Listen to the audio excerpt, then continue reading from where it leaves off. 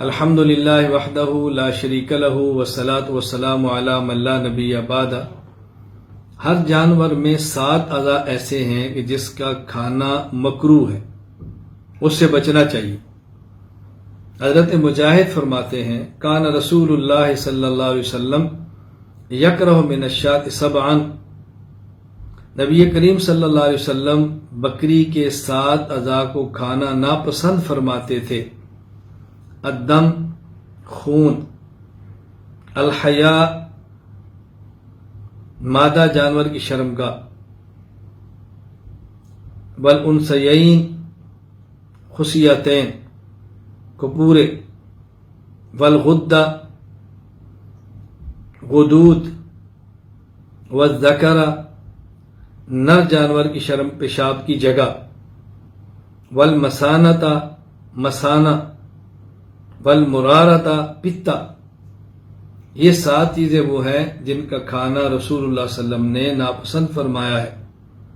یہ حدیث مصنف عبدالرزاق اثر الکبریٰ للبیہقی باب ما یکرہ من الشاۃ کے اندر موجود ہے۔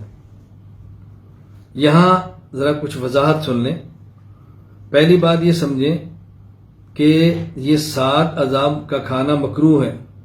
ان میں جو پہلا ہے دم، یعنی دم مسفوح، وہ خون جو ذبح کرتے وقت رگوں سے نکلتا ہے، یہ مکروہ ہی نہیں، مکروہ تحریمی ہے۔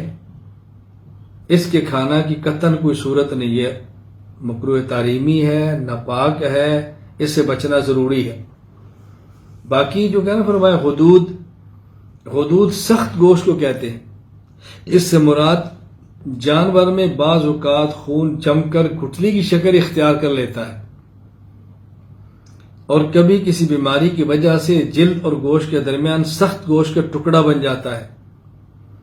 اسی طرح کبھی ہڈیوں کے درمیان سخت ٹکڑا بن جاتا ہے، جسے اردو میں گلٹی گانٹھ کہتے ہیں۔ اس کے ارد گرد کبھی چربی بھی ہو جاتی ہے۔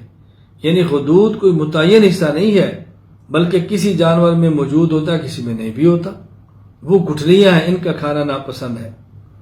مسانہ پیشاب کے جمع ہونے کی جو تھیلی ہے اس کو مسانہ کہتے ہیں۔ پتا جگر کے نیچے چھوٹی سی تھیلی جس میں کڑوا مائع مادہ موجود ہوتا ہے۔